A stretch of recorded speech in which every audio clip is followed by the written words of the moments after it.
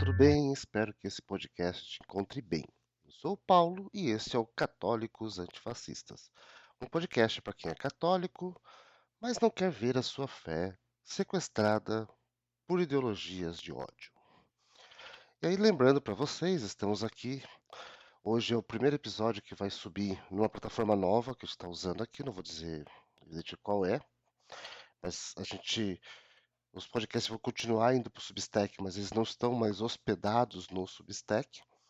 Então, a gente está fazendo uma experiência diferente, porque a partir que a gente começou a gravar os podcasts e a gente percebeu que a gente consegue alcançar muito mais gente pelo áudio do que pela plataforma de texto. Então, esse modelo aqui vai ter mudanças, a gente vamos fazer aqui as nossas mudanças, vamos andar com o projeto e a gente vai aqui se adaptando e entendendo o que funciona melhor. O ideal é a nossa mensagem chegar ao máximo de pessoas, obviamente o máximo de pessoas interessadas, né? Gente folgada que vem fazer comentário agressivo, é, não nos interessa, mas para esses o bloco é vida.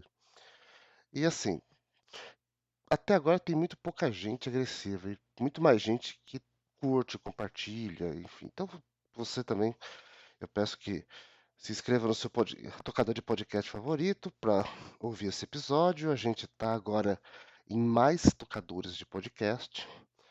Então, essa semana a gente está entrando no Apple Podcast finalmente, no, no Amazon Music e mais alguns no Deezer e mais alguns outros tocadores. Então, além do Spotify, do YouTube, que a gente já estava, e do Substack, né? Que foi onde nasceu tudo.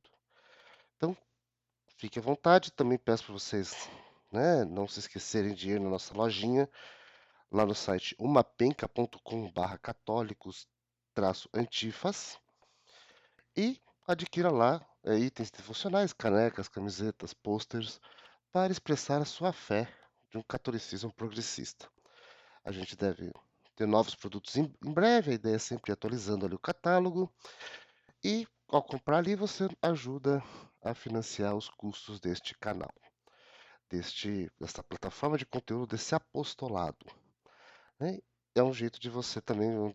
Nós não estamos pedindo doação, estou dedicando meu tempo e meu recurso para poder tocar isso sozinho. Então, é uma forma de você ajudar esse projeto, tá? A ideia aqui não é vender nada, não é fazer dinheiro. Isso aqui é para ser um apostolado, não é para ser um projeto, não um business, né? A gente vai no caminho contrário dos cristãos que têm feito sucesso ultimamente. Então, talvez o nosso podcast esteja condenado ao fracasso. Mas vamos fracassar juntos, todos nós, né? Enfim. E o tema de hoje é a teologia do corpo. Olha só, essa semana, 12 de junho, é Dia dos Namorados. E aí vai ser aquela festa, né? Pessoal, motel fazendo faturamento do ano inteiro, restaurante fazendo faturamento, né? O trânsito nas cidades insuportável, mais do que o normal, porque, né, todos os casais indo para os restaurantes e tudo mais. E aí vai começar a festa do moralismo. O pessoal pregando que, meu Deus, tem que ter namoro santo, tem que se afastar do pecado. Puxa vida, pororó, piriri, pororó. E, assim, eu tenho visto umas coisas absurdas de um tempo pra cá. Eu não tô reconhecendo a nossa igreja. A igreja que eu cresci, que eu fui criado, não é a igreja que tá aí. Assim, tem, tem casal. Eu vi um casal esses dias no Instagram fazendo um absurdo. Assim, olha como eu posso ir pra piscina de um jeito santo. Aí a pessoa se cobre toda. Põe a roupa. Isso aqui é roupa de bicicleta. Ah, porque não sei o que. Meu, você vai nadar. Por que você já não aproveita? Você não bota os dois colchões, né? Também, um de cada lado, sabe? Pra poder boiar na piscina. Vai lascar, pô. Sabe? As pessoas perderam um pouco a noção. Eu acho que, assim. E nós vamos falar disso aqui, inclusive, ao longo do programa de hoje. As pessoas estão perdendo um pouco da pureza no olhar. Porque, assim, a malícia tá na mente de quem vê. E é engraçado como o moralista é malicioso, assim, ou raça maliciosa, assim, pessoas que julgam. Esses dias eu tô lendo, eu vou preparar um episódio. Eu queria estar pensando em fazer isso pro mês do orgulho, mas enfim, não sei se eu vou fazer agora. Aquele livro da vida secreta dos padres gays. É que eu não quero só tratar deste assunto, eu quero tratar uma coisa um pouco maior sobre a solidão dos padres, então eu quero fazer um trabalho mais bem feito.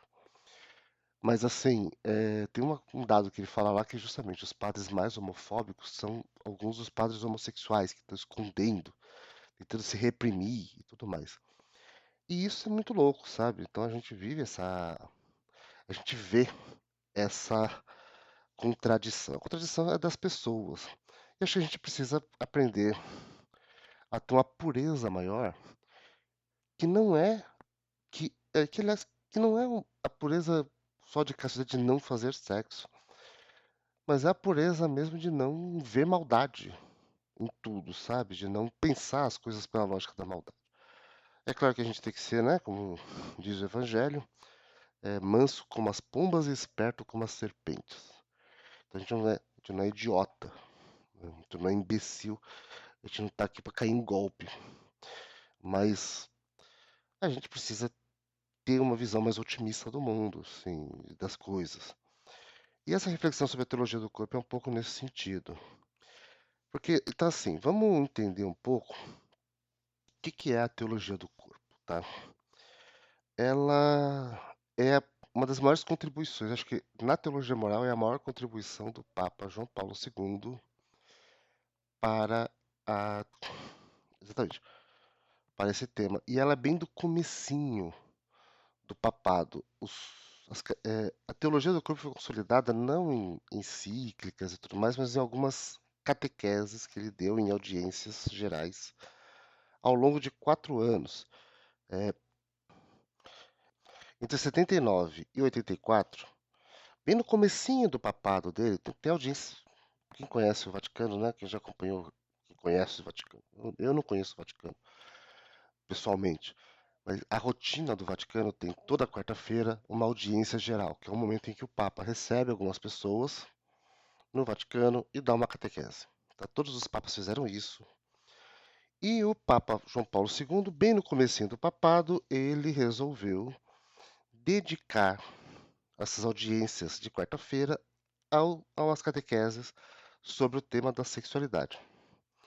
E essas catequeses depois se tornaram conhecidas como a teologia do corpo. Então foram 130 encontros em que ele resolveu tratar da sexualidade, mas não sobre o sentido do que é certo e do que é errado, mas dando uma visão mais profunda, mais aprofundada e mais filosófica sobre a questão, tá? Ele, para quem não sabe, João Paulo II foi professor de filosofia nos seminários, nas faculdades católicas na Polônia, né, durante o período que ele esteve lá, enfim. E ele trabalhou muito em diálogo com as filosofias contemporâneas, principalmente com a fenomenologia e o existencialismo. Então ele tem uma visão, e com algumas visões que o pessoal chama. Tem uma escola filosófica na Polônia, que é o realismo filosófico, que é uma linha que conversa muito com o existencialismo e a fenomenologia, né? Então, vocês devem ter ouvido falar já de Sartre, né? Mas não só, mas tem outros autores. Né? Na Alemanha, por exemplo, você tem o Edmund Husserl, por exemplo. Enfim. E nesse diálogo, então, ele tem uma visão, a visão do Papa João Paulo II é uma visão que conversa muito com a filosofia existencialista, né? Porque ela trabalha muito com a ideia da existência, né? Do sentido da existência. Então foram 130 encontros, né? E ele trata, e o foco é fazer uma filosofia, uma reflexão sobre o corpo humano. E ele fala o seguinte, né? Então ele propõe, o que ele vai propor? Uma espiritualidade do corpo. O que é essa espiritualidade do corpo, né? Vamos entender assim. Ele diz, por exemplo, o corpo, cadê? O corpo e só ele é capaz de tornar visível o que é invisível, o espiritual e o divino. E o que que o Papa vai propor? O Papa vai propor uma espiritualidade do corpo, tá?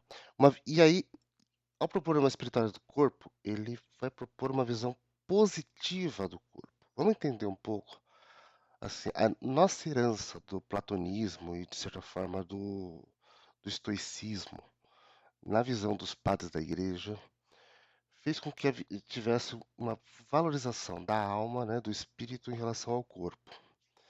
Então, historicamente, isso se consolidou muito na visão da igreja. Algumas ideias de penitência, assim, porque o corpo é sempre algo mal, algo que tem que ser disciplinado.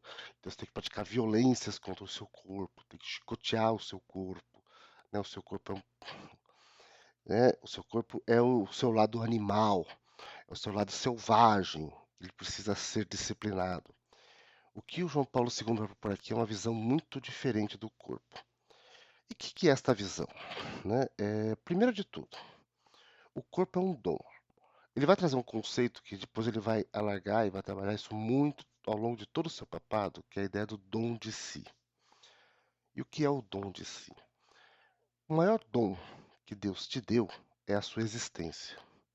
Né? Então, isso, ou seja, né, a primeira coisa que Deus te deu é a sua existência. Todo o resto é consequência, deriva desse primeiro dom, que é fazer você existir, é dar a você uma existência no mundo. Né?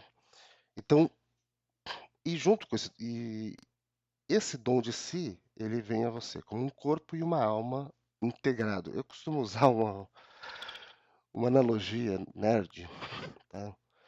Que a visão tradicional da espiritualidade, da relação entre corpo e espírito, é como se o corpo fosse um hardware, Lenovo, Dell, Samsung, com um software Windows, né? Que é algo completamente separado do, do hardware. A alma é o software completamente separada daquele hardware ali daquele computador. E na verdade a visão cristã é que nós somos todos um Macintosh, né? Que ele é concebido hardware e software de forma integrada, né? É o modelo Apple. O corpo humano é um computador Apple, vamos dizer assim, né? Deus é um Steve Jobs, só que legal. Steve Jobs era muito chato. Então, assim, e isso é interessante. Então, quer dizer, Deus nos cria, Deus nos dá existência. Ele nos dá existência no momento em que a gente se forma, né? Até um pouco antes. Esse dom ele se dá um pouco antes até da nossa criação. É aquela frase do Jeremias, né? Antes que te formasses no ventre de tua mãe. Quer dizer, antes mesmo que você tivesse uma existência, existe uma decisão de Deus por te fazer existir. E aí vem esse dom, tá? E isso é muito rico. Então ele fala assim, numa catequese de 20 de fevereiro de 80, ele fala: o corpo entra na definição da pessoa, não só na sua natureza, mas também no seu chamado à comunhão e ao dom. E aí, é interessante, quer dizer, todo o plano de Deus para a sua vida vai se dar no teu corpo e na tua alma. Então é uma visão muito positiva do corpo, e isso muda muita coisa. Porque se você vem daquela visão de que o corpo é um problema e que o que importa é a alma, você tem que viver pela alma, e o corpo é algo que tem que ser disciplinado, então você vai viver maltratando o corpo. Só que Deus nos criou com um corpo, né? E é no corpo que ele se realiza. E quando ele promove, quando a gente fala, né, no credo a gente fala, creio na ressurreição da carne. Então a gente crê não só na separação de alma e corpo, mas na redenção do corpo como um corpo glorioso, tal como aconteceu com Jesus na ressurreição. E quando a gente olha o corpo como lugar onde a salvação acontece, né, vê, a gente começa a ter uma visão muito mais positiva do corpo e das coisas que acontecem no corpo, né? Até enfim, do peido no elevador, mas Isso faz parte. E aí o que acontece? Só que esse dom, ele não é um dom que se encerra em si mesmo. Por quê? Porque ele é o dom de si, ele é um dom que é feito para o outro. Então é um dom que se realiza, né? Ele fala assim, a gen o dom de si, ele se dá a partir do momento que a gente também se dá a nós mesmos para alguém, né? Então a gente se dá para um projeto, a gente se dá para a comunidade e a gente se doa para a família, para o casamento, para o amor, né? O amor no relacionamento. Então a gente existe sempre um para o outro. E aí ele aprofunda isso numa visão que conversa muito com o existencialismo aqui, que é a noção de que o ele chama de solidão original, né. Ele faz uma reflexão muito longa, bem no comecinho, ele começa a teologia do corpo refletindo sobre o momento em que Adão está no paraíso, lá em Gênesis, e ele não tem a Eva. E aí ele qual é a reflexão que o Papa faz? Que ele nomeia as coisas, nomeia os animais, as plantas, e ele percebe duas coisas. Ele percebe que ele é diferente de tudo aquilo e que ele está sozinho. Então, quando ele percebe, é nesse momento que ele se percebe, não, é, que é o que nos define como homens, né? É o ser capaz de pensar a si mesmo, de pensar sobre a sua própria condição, e o ser que está em busca de algo. Ortega y Gasset, um filósofo espanhol, tem um ensaio incrível chamado Sobre a Caça, em que ele que é um prefácio de um livro sobre caça.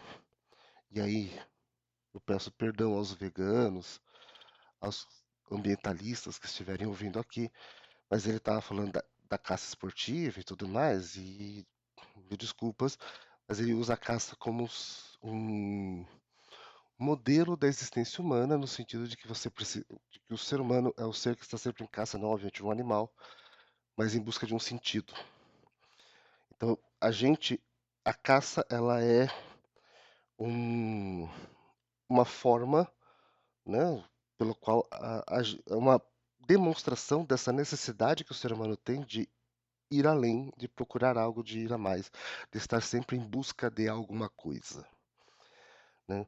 E é um pouco isso que é o Adão ali no Gênesis, ele está sozinho, ele sente que ele não está completo. Ele consegue saber o seguinte: eu sou diferente de tudo isso, eu consigo dar nome a tudo isso, eu consigo compreender a tudo isso, eu consigo compreender a mim mesmo e consigo entender que me falta algo, né? Então, o que o Papa vai falar lá em 10 de outubro de 79, 3 dias antes de eu nascer.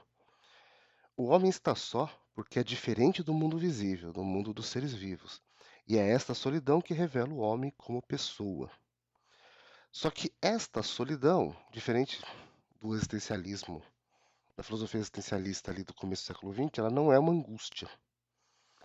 Ela é uma busca pela comunhão, né? Então e aí qual é como é que se resolve a solidão do Adão? Pelo amor, pelo surgimento da Eva como um ser, assim como Adão, que vive também nessa sua solidão original e que precisa ser complementado por outra pessoa, e eles só podem se complementar unindo-se um ao outro. Então é desta relação, né, que se resolve a angústia e a solidão. Se resolve essa solidão.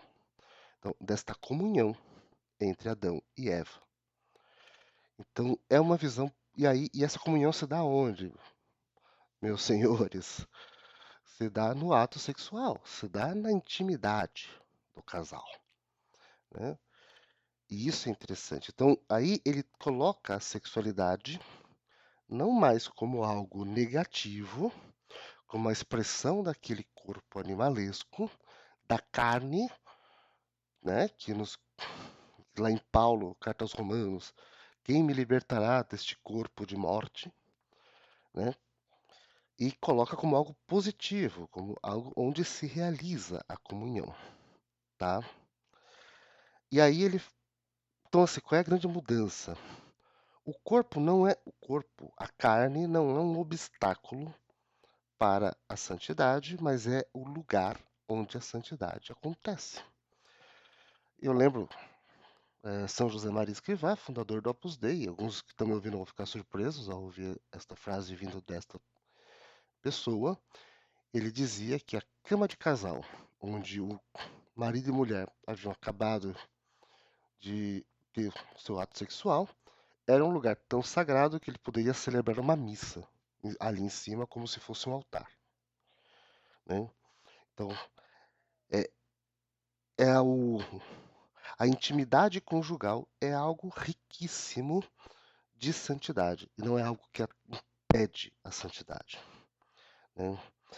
Então ele vai falar, inclusive, assim, que o Papa vai dizer. O homem, uma catequese de 16 de janeiro de 80, o homem e só ele é pessoa. Isso significa um ser que domina a si mesmo e se possui.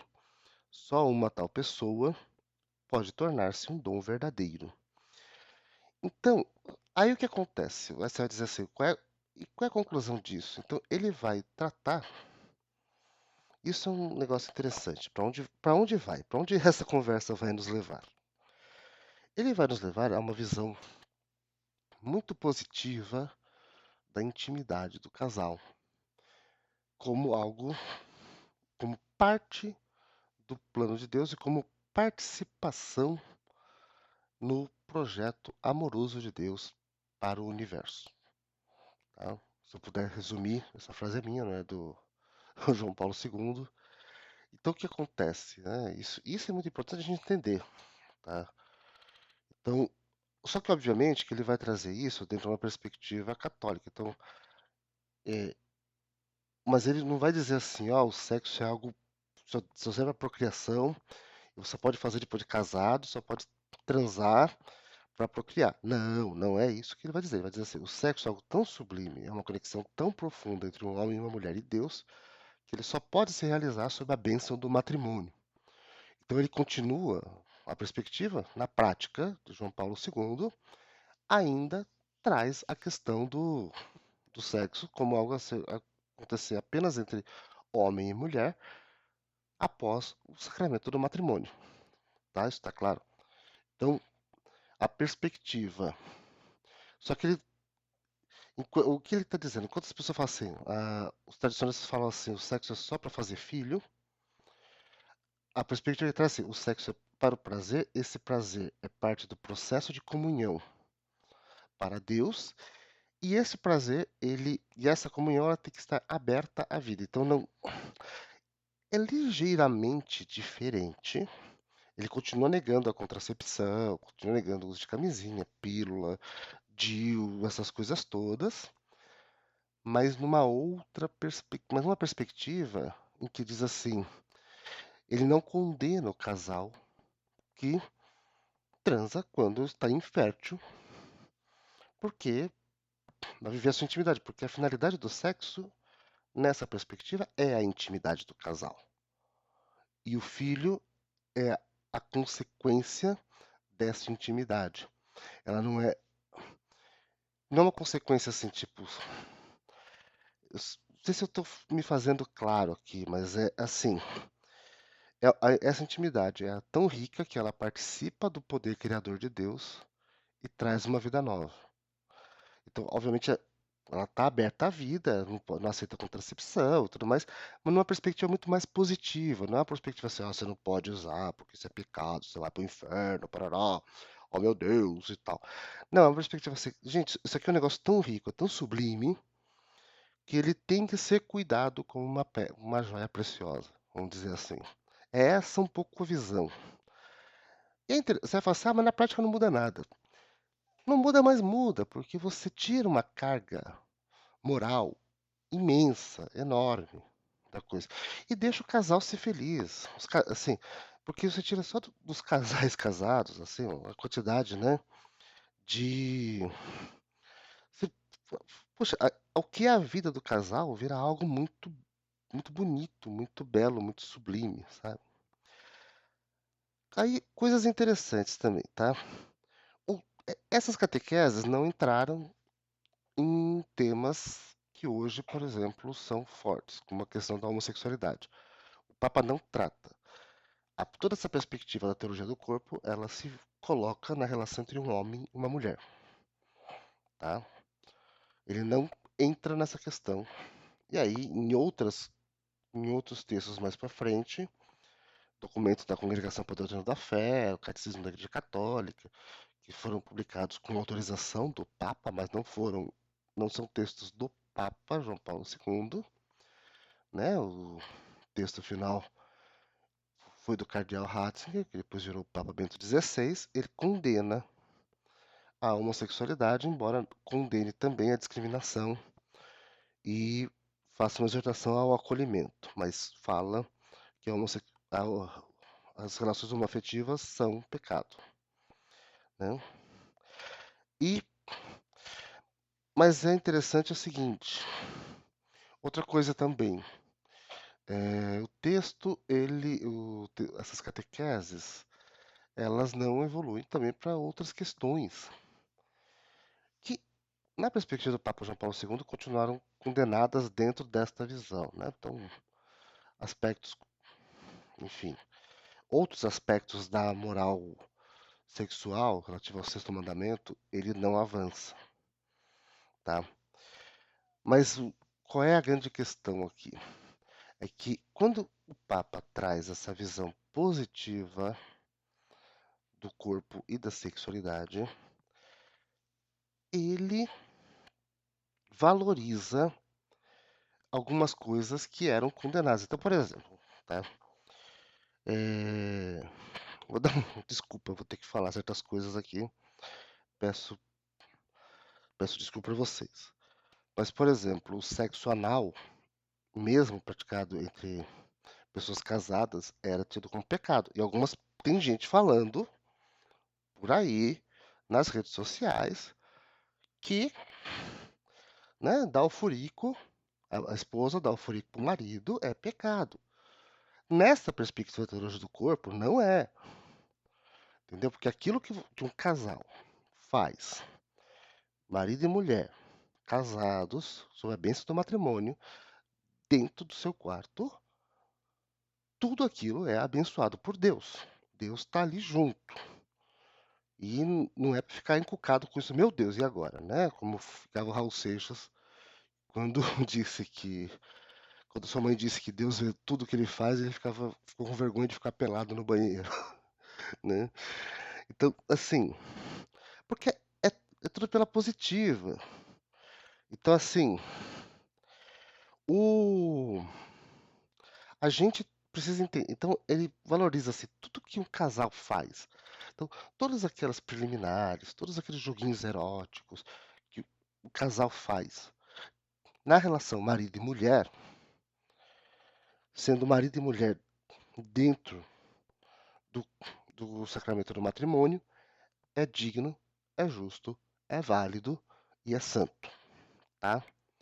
Então, uma vez eu vi um padre escandalizado que um casal foi pedir, falou assim, podemos ir no motel? Ele falou assim, não, porque o motel é lugar de pecado, não sei o que. Esse padre depois foi acusado de pedofilia. Então, espero que seja preso. Pois é, né? Fardo pros outros, para ele mesmo é festa. Então, assim, não, gente, tudo isto. Fazer um passeio romântico, sabe? Toda essa coisa da intimidade do casal é sagrado. Isso muda muito o jogo da conversa sobre a moral sexual. A teologia do corpo muda a conversa, sabe? Se teve uma outra situação, um padre bem conservador me contou que como é que era? Deixa eu lembrar aqui. Um casal, uma vez, foi pedir aconselhamento para eles, porque estavam em crise, assim, porque a mulher queria muito, muito, muito. Vou usar as expressões aqui para explicar para quem vestir um cintaralho e pegar o cara. E o cara tava assim, mas eu vou virar gay e tal. Eu falei assim, aí o padre explica assim, quem vai te pegar é tua mulher. Você não tá saindo com homem, é você e sua mulher. Tudo que vocês fizerem só entre vocês. Só não me grava, não me bota isso, né? Numa plataforma de conteúdo adulto, só não faça nada disso. Mas é interessante a gente ver isso, né? Então, assim, é essa a perspectiva positiva da sexualidade que a teologia do corpo traz, tá? E eu sei que com este podcast eu estou causando escândalo em trocentas pessoas que estão doidas para fazer um discurso de pecado, enquanto, enfim, não vou julgar os outros aqui. Não estou aqui para julgar ninguém. Não sou juiz, não recebo verbas indenizatórias exageradas para ter uma vida de nababo. Então, ficamos por aqui. Bom, se você gostou desse episódio, eu sugiro que você compartilhe, espalhe essa mensagem. Essa aqui é bom pra você mandar no grupo do futebol, tá? Que fala assim, ó, esse aqui é um podcast sobre sacanagem. Não é sobre sacanagem, né? Mas fala sobre sexualidade, enfim.